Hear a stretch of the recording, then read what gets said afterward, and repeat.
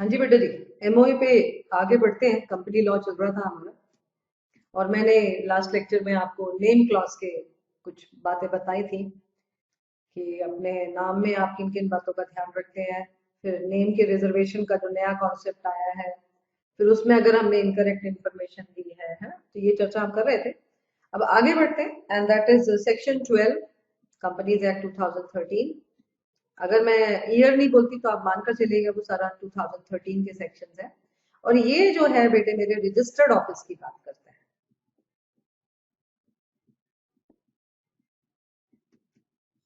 ध्यान से सुनिए, बहुत इंटरेस्टिंग और सिंपल टॉप है, बिल्कुल बच्चों वाले, सुनते सुनते याद हो जाएगी आपको। कि आपने कंपनी बना ली है ना, मुबारक हो आपको, नारियल फोड़ो, काम शुरू करो।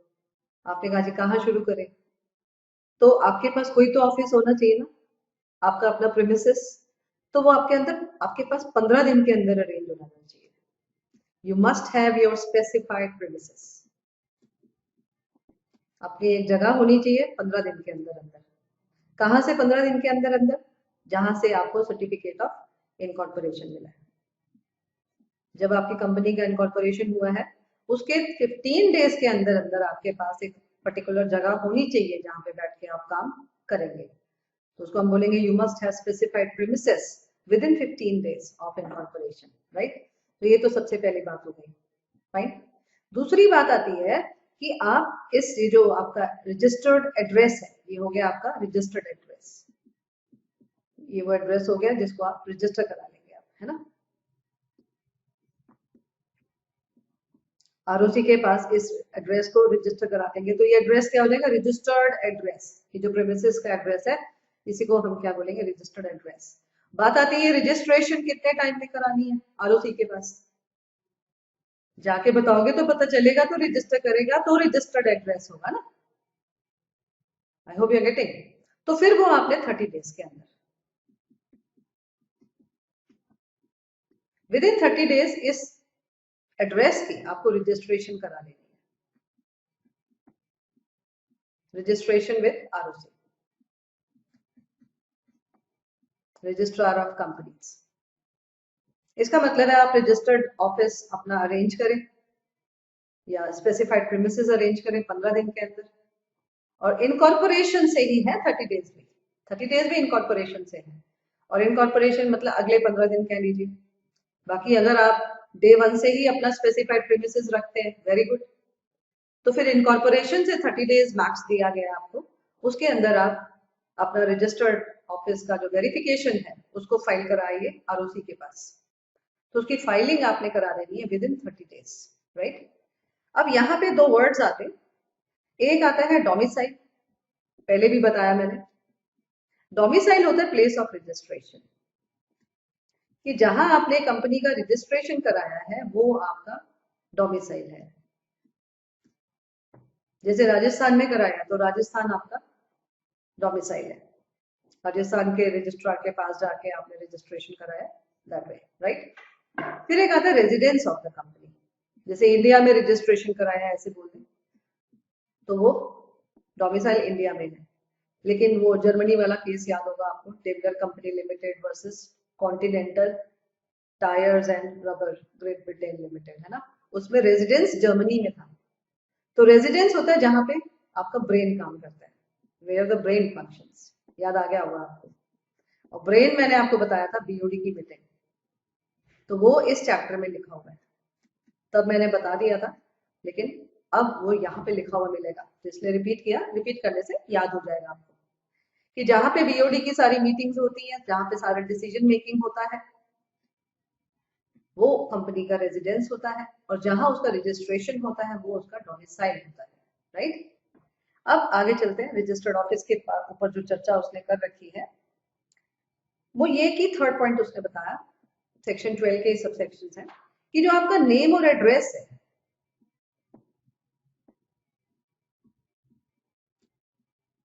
ये आपका जो प्रीमिसेस है आउटसाइड द प्रीमिसेस, बिल्कुल क्लियरली नजर आना चाहिए। रजिस्टर्ड ऑफिस एड्रेस और आपकी कंपनी का नेम जो है वो बड़े क्लियर मैनर में, वो कहता है कॉन्स्पिकुअस, एक वर्ड आता है यहाँ पे कॉन्स्पिकुअस।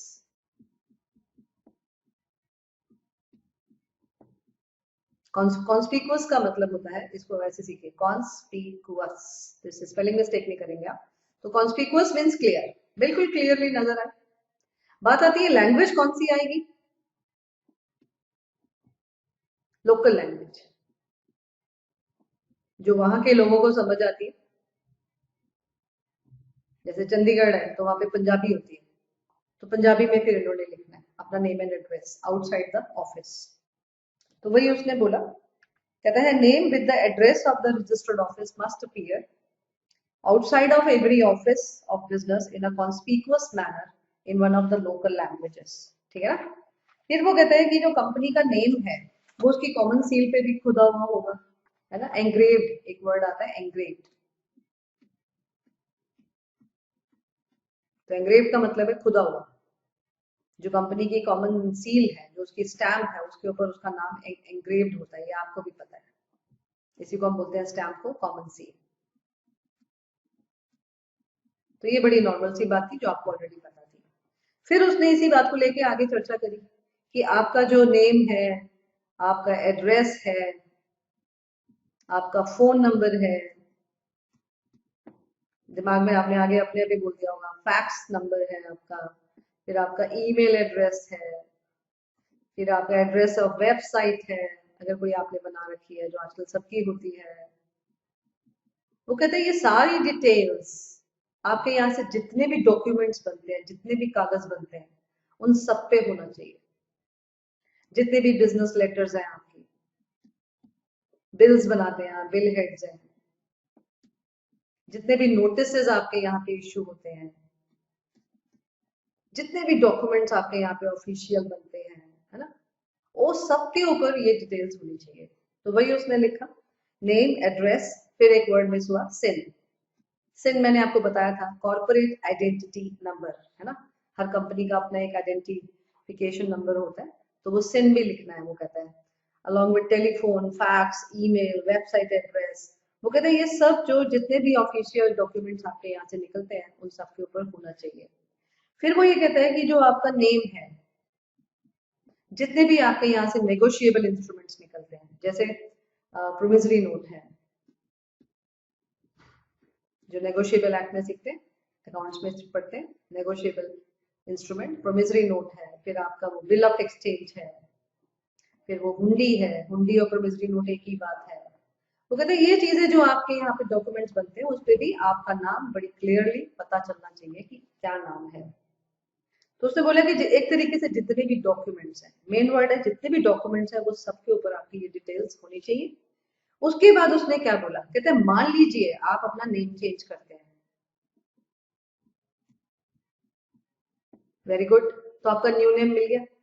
तो वो कहते हैं आपका जो फॉर्मर नेम है, फॉर्मर मतलब जो ओल्ड नेम है, वो 2 साल तक आप अपने न्यू नेम के साथ देते रहोगे, जिससे कि पता चले आपका पहले क्या नाम था और अब क्या नाम है। तभी उसने बोला, कहता है name change by the company where a company has changed name in the last 2 years, पिछले 2 सालों में अगर कोई भी नाम चेंज किया है, इट शैल पेंट और अफिक्स और प्रिंट। इसका मतलब कागज बना रहे हैं, कोई भी डॉक्यूमेंट बना रहे हैं, उसको प्रिंट करेंगे। कहीं भी ऑर्गेनाइजेशन का नाम पेंट करा है तो उस पेंट जहां भी पेंट होगा वहां पे नए नाम के साथ पुराना नाम 2 साल तक चलता रहेगा। कोई नेम प्लेट लगाई है आपने, फिक्स करी है, समझ गए होंगे आप, है ना। तो ये 3 वर्ड्स पकड़ लें, दैट यू पेंट, अफिक्स और प्रिंट। तो फिर ये आपके फॉर्मल नेम भी साथ साथ चलेगा पूरे 2 साल तक, राइट। उसके बाद उसने 1% कंपनी के बारे में बोला कि जो 1% कंपनी है, जैसे भी बनाई है, कंपनी लिमिटेड बाय शेयर्स बनाई है, गारंटी बनाई है, अनलिमिटेड बनाई है, जो भी नाम रखा है, नाम के नीचे जो भी आपका नाम है उसके नीचे आपने ब्रैकेट में 1% कंपनी लिखना ही लिखना है, पूरा डिटेल, जिससे पता चले कि ये 1% कंपनी है, ओपीसी है, राइट। तो वही उसने लिखा, कहता है 1% कंपनी, ये जो वर्ड्स हैं, that shall be mentioned in brackets below the name of such company wherever its name is affixed, painted, engraved, है ना। तो वही वर्ड्स आगे सारे के सारे कि आपने कॉमन सील पे है एंग्रेव किया है उसको स्टैम्प पे, तब भी आपको ओपीसी, ओपीसी मतलब 1% कंपनी पूरा लिखा होना चाहिए, राइट। फिर उसके बाद जो उसने बात करी है, कहते जब भी आप अपना नेम चेंज करते हैं, नेम चेंज नहीं सॉरी रजिस्टर्ड ऑफिस की बात कर रहे हैं हम इस टाइम। कहते हैं मान लीजिए आप कभी भी अपना रजिस्टर्ड ऑफिस चेंज करते हैं, एड्रेस चेंज किया ना आपने, तो जब भी आपने चेंज किया है उस चेंज के 15 डेज के अंदर आपने न्यू एड्रेस का नोटिस आरओसी को दे देना है, उसकी फाइलिंग करा देनी है आरओसी के पास। तभी उसने लिखा, कहते हैं notice of every change of situation of registered office verified, क्योंकि जब भी आप एड्रेस नया लेते हैं, पहली बार लेते हैं, तो उसकी वेरिफिकेशन होती है इन द प्रिस्क्राइब्ड मैनर।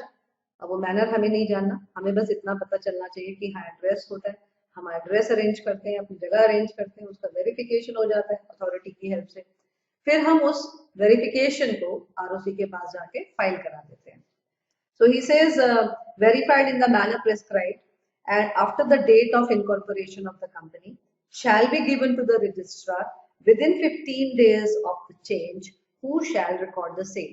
इसका मतलब है जब भी आपने एड्रेस चेंज किया, उसको वेरीफाई करा लिया, फिर उस वेरिफिकेशन को आरओसी के पास 15 डेज के अंदर अंदर आप अपडेट करवाइए, ताकि दुनिया के पास बिल्कुल अपडेटेड इंफॉर्मेशन रहे, राइट, सिंपल पॉइंट। उसके बाद वो कहता है कि अगर आप अपना नेम, अपना रजिस्टर्ड ऑफिस चेंज करना चाहते हैं,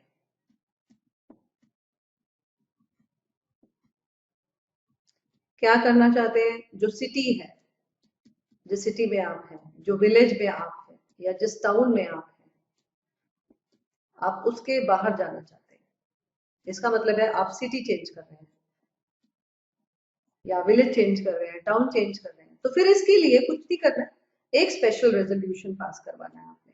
जनरल मीटिंग होल्ड करिए, जितने लोग ना कर रहे हैं उसके 3 गुना से हाँ कराइए, 3 टाइम्स से यस करवाइए। पहले भी मैंने बताई है, मान लीजिए 20 ने नो करा तो 60 से आपको यस करवाना पड़ेगा। इसका मतलब है स्पेशल रेजोल्यूशन क्या होता है, जिसमें votes cast in favour they are equal to or more than 3 times votes cast against. ये एग्जाम के लिए नहीं लिखा है, एग्जाम के लिए ऐसे लिखना है, वोट्स कास्ट इन फेवर, जो फेवर में वोट्स पड़े हैं, दे एक्सीड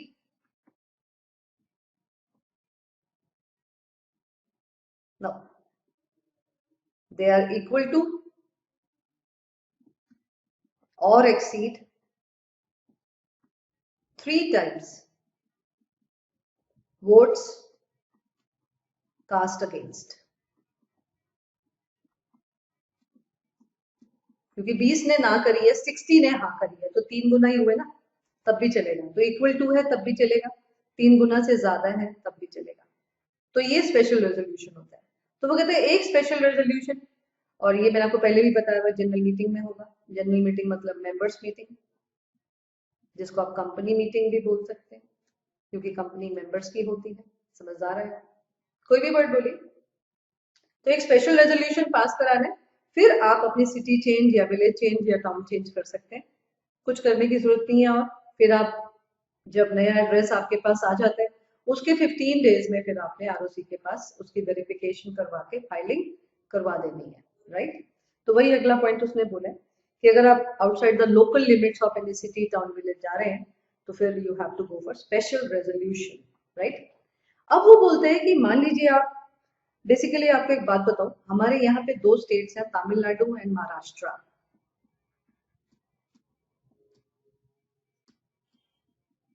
इस स्टेट में ना, हर स्टेट में हमारे यहाँ पे एक एक आरओसी है हर स्टेट में, लेकिन तमिलनाडु और महाराष्ट्र में 2 आरओसी है। तमिलनाडु में एक है आरओसी चेन्नई में और एक है कोयम्बतूर में। दोनों सी से शुरू होते हैं, ऐसे याद कर सकते हैं, चेन्नई कैपिटल हो गया, कोयम्बतूर, राइट। और ये मुंबई अपनी, आमची मुंबई, और पूना तो मुंबई के साथ चलता ही चलता है हमेशा, है ना। तो मुंबई एंड पुणे महाराष्ट्र में 2 जगह जहां पे आरओसी बैठे, और तमिलनाडु में चेन्नई एंड कोयम्बटूर 2 जगह पे बैठे। अब वो इसका मतलब है सेम स्टेट, लेकिन आरओसी चेंज कर रहे हैं आप एक आरओसी से दूसरे आरओसी के एरिया में जा रहे हैं, अपना रजिस्टर्ड ऑफिस चेंज कर रहे हैं। From jurisdiction of one registrar to the jurisdiction of another registrar. तो जब मैंने बोला jurisdiction, तो jurisdiction का मतलब होता है एरिया ऑफ कंट्रोल, कि एक आरओसी के एरिया से आप दूसरे आरओसी के एरिया में जा रहे हैं। तो from jurisdiction of one ROC to jurisdiction of another ROC. I hope ये लैंग्वेज समझ में आई आपको। अब वो क्या बोलता है कि मान लीजिए आप चेन्नई से कोयम्बटूर जा रहे हैं, अपना आरओसी चेंज कर रहे हैं, या फिर आप मुंबई से पुणे जा रहे हैं, तो ऐसी सिचुएशन में आप जाएं, लेकिन आपको रीजनल डायरेक्टर से अप्रूवल लेना पड़ेगा।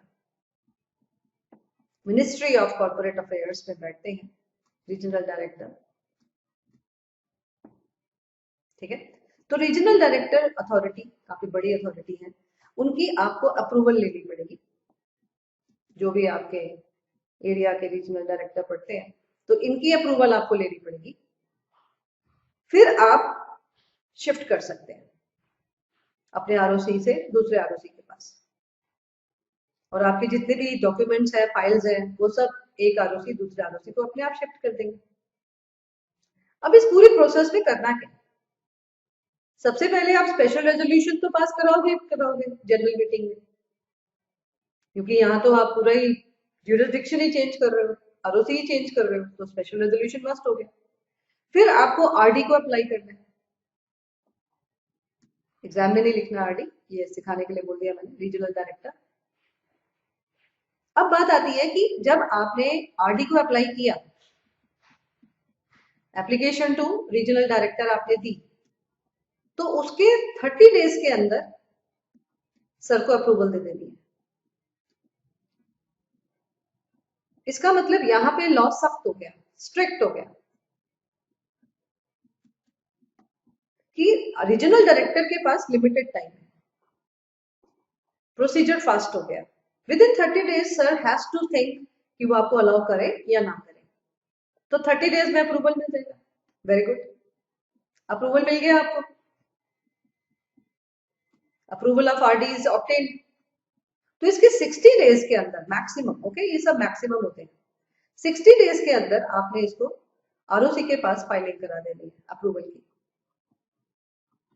Filing with ROC.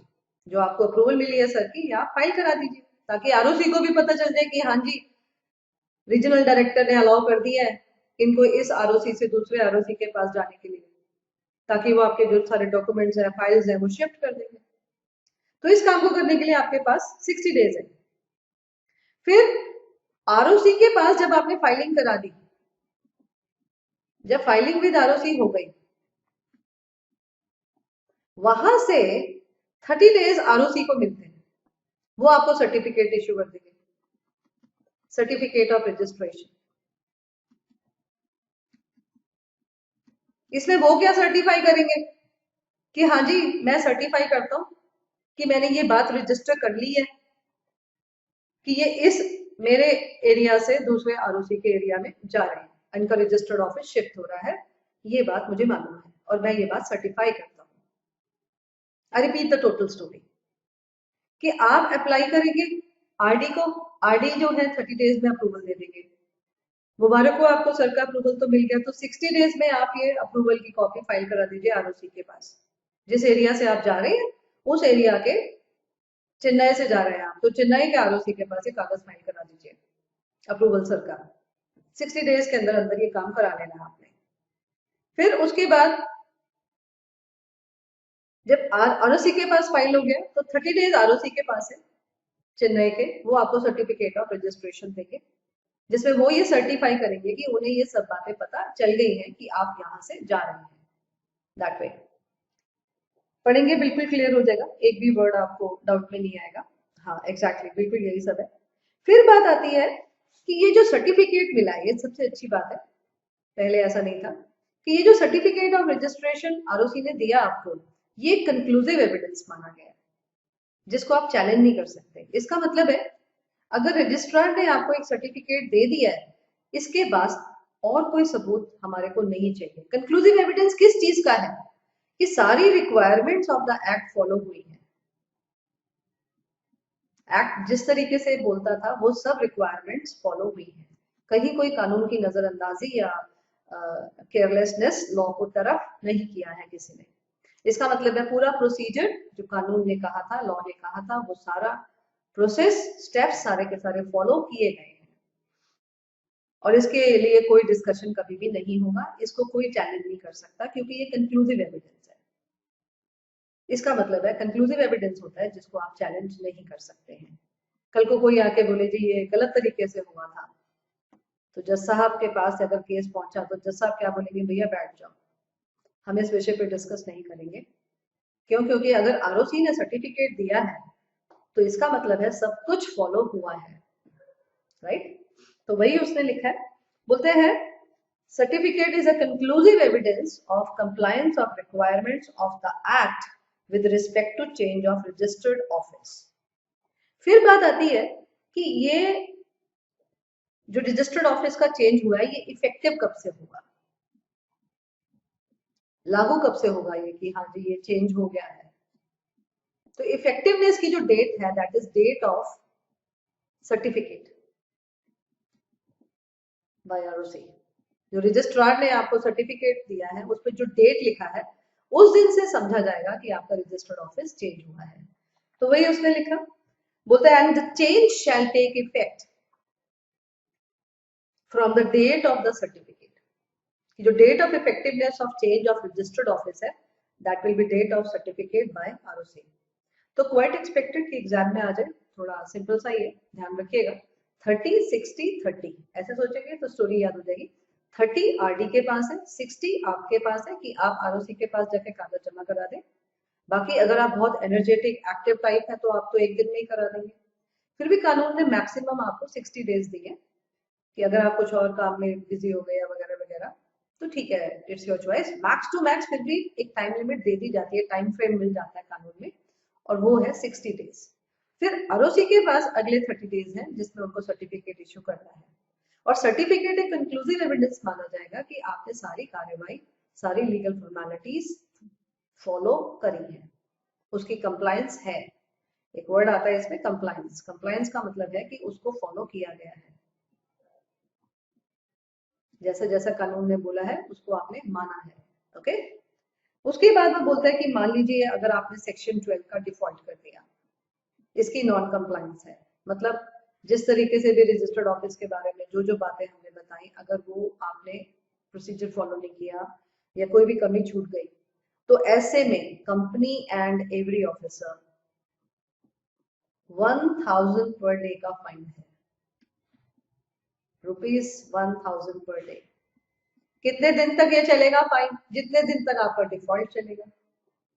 तभी उसने बोला, कहता है अगर ये सेक्शन का नॉन कंप्लायंस है, कंपनी एंड एवरी ऑफिसर का मतलब है हर ऑफिसर के ऊपर 1,000 का। मान लीजिए 2 ऑफिसर्स इन्वॉल्व हैं तो दोनों के ऊपर 1,000 का फाइन हर दिन का शुरू हो गया। और हर ऑफिसर कौन सा officer? Officer in default.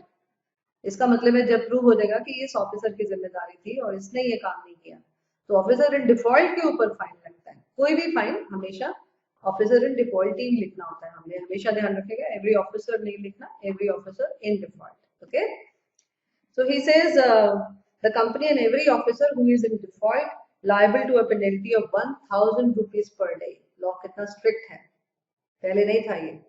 During which the default continues, और इसमें 1000 करते करते मैक्सिमम की लिमिट उन्होंने रखी कि मैक्सिमम आपका जो फाइन जाएगा इनके ऊपर वो जाएगा ₹1,00,000। इसका मतलब 1000 पर डे होते होते होते मान लीजिए डिफॉल्ट बहुत लंबा चले जा रहा है तो भी 1,00,000 से ऊपर का फाइन नहीं होगा। एक तरीके से थोड़ा सा समझ आ गया होगा आपको वो क्या कहना चाहते हैं, right? I repeat my self कि अगर कोई भी डिफॉल्ट है तो एक दिन के हिसाब से 1000 का फाइन। 10 डेज में आपने अपने 10 डेज प्रोसीजर फॉलो करे बगैर आपने रजिस्टर्ड ऑफिस चेंज किया तो 10 डेज का 10,000 पर पर्सन पर ऑफिसर एंड डिपॉइंट फाइन लग गया, कंपनी के ऊपर 10 डेज का 10,000 अलग लग गया, ऐसे कह रहे हैं वो, राइट। और ऐसे टोटल जाके जो है एक बंदे के ऊपर या एक कंपनी के ऊपर मैक्सिमम 1 लाख तक का फाइन जा सकता है। तो ये है पूरी चर्चा बेटे मेरे जो। और एक बात और जो पहले भी मैंने शायद बताई है आपको कि वो ये बोलते हैं जितने भी रजिस्टर्स हैं, register of member, register of debenture holder, ये जितने भी बुक्स ऑफ अकाउंट्स हैं, जितने भी डिटेल्स हैं, सब डॉक्यूमेंट्स, ये सब आपके रजिस्टर्ड ऑफिस पर ही मेंटेन होते हैं। तो registered office is a very very important place जहाँ पे कंपनी की सारी कम्युनिकेशन होती है, सारी लेटर राइटिंग जो होती है वो इसके थ्रू होती है। दुनिया भी इसी एड्रेस को जानती है, वो इसी एड्रेस पे सारे नोटिसेस या लेटर्स भेजती है, कम्युनिकेशन करती है, और सारे बुक्स ऑफ अकाउंट्स और रिकॉर्ड सब इधर ही मेंटेन होते हैं, रजिस्टर्स या लीगल जितने भी डॉक्यूमेंट्स हैं, राइट। यहाँ ये चर्चा रोकते हैं। इसके आगे ऑल्टरेशन ऑफ एमओ आगे बढ़ता है, दैट इज सेक्शन 13। तो फिर वो नेक्स्ट लेक्चर में लेते हैं। Okay, bye.